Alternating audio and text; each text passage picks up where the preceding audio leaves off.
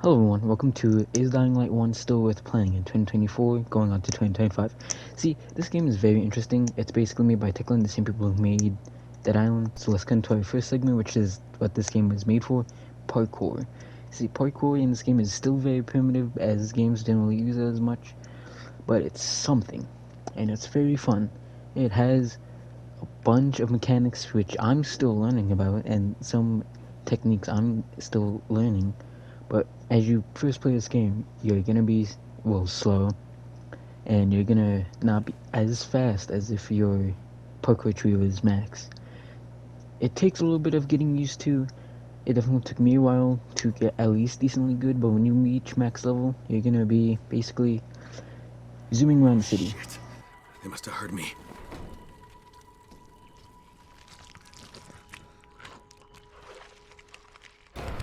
Now let's talk nighttime. Nighttime is one of the scariest aspects of this game. This is Volatile. It is easily, well, I'm probably going to say this later, but it is one of the strongest enemies, and it does have weaknesses, for example, UV light. See, now the Volatiles are a special kind of enemy, which only appear at night, and I think I've already said this before, but they are easily one of the strongest enemies you will ever encounter during the late game, and during the introduction of the nighttime. It's very scary, and don't let them grab a hold of you. Now let's talk on how you can avoid volatiles. So around the city there will be inactive safe zones which you would have to go activate. Well, for example, there are some main safe zone hubs which are already activated and are good quick places to retreat to. See, now every singular safe house has one of these three things. It has, most importantly, sometimes a shop where you can switch out weapons, buy weapons, sell stuff. Basically, normal trader. A bedtime so you can skip the night, so you can go today, and a play stash which has infinite storage and you can change your outfits there. And speaking of weapons, let's talk about the combat in this game. This combat, it's interesting to say the least. Some of the combat skills are tied to parkour, as some of them are parkour skills technically, but most of them you're gonna find in the parkour combat tree.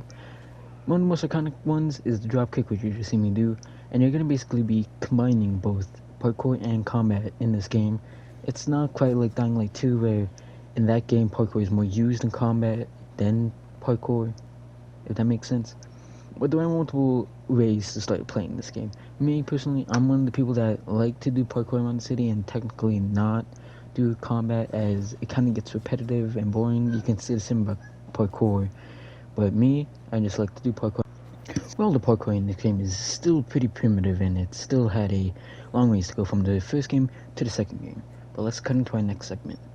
Just find out what this will cost us and come back in one piece. Now let's talk the story. The story is very interesting, and I already did a whole bit about this in one of my old videos, so I'll let old me take it away. This is the playable character Kyle Crane. You are a top secret agent for the GRE. You are sent into the city of Iran to extract a top secret file. You end up jumping out of a plane into the city of Iran, where it's been quarantined off from the rest of the world so the virus doesn't spread. But of course, the second game happens because it spread. So now let's talk about this game's expansion. For those who have played Dead Island, the first one, this is kind of like the Dead Island reptile to this game's big expansion. It's basically Dying Light 1.5, if anything. It introduces a bunch more mechanics, for example, a drivable vehicle, and a plethora of more interesting stuff. I don't know what to really say here. It's just big expansion, new area to explore, which is a very big map. It's basically, think of Old Town and Huan, or the slums, combined into one. But of course, there's still more to this video, so let's cut into our next segment. Well, since not the first take I did of this, my mic wasn't on, so this is Dying Light's PvP. Unlike Dying Light 2 and Dead Island, this actually does have a PvP. It has two kinds actually. In the Bozak Horde at the end, you technically fight each other, but in this game, this is the main PvP. The zombie is basically, you're playing as a zombie, well, a mutation of a zombie who has a bunch of skills. He's seeing a what's being called a horde spit used in action, and basically just a bunch of spits and a bunch of interesting skills. Look, I'm not the best at this. I'm not like the best at explaining things or trying to give tips, if anything. I'm not the best at PvP, which is why you're seeing the tutorial stage and not actual gameplay, because I really suck at this game's PvP. Wanna know who's someone who doesn't suck at PvP? NoviX. Go look up a NoviX video. He explains PvP better than I did. Well, that's gonna be it for this video. It's kind of short because I wish I could talk more about the game, but I think I kind of went over the basics. So if you want to play the game, it's up to you.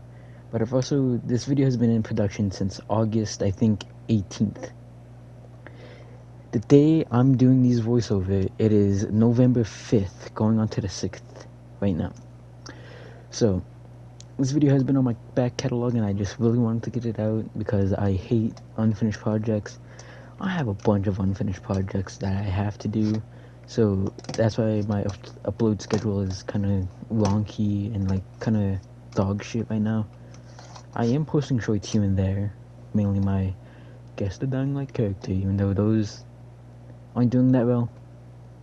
So I just wanted to say thank you for watching if you made it this far. If you did, comment, I don't know, pineapple sauce, I don't know. I'll see you guys in the next one. My next video, I don't know what it will be, but if anything, it will be a Black Ops 6 video. I'll talk to you later.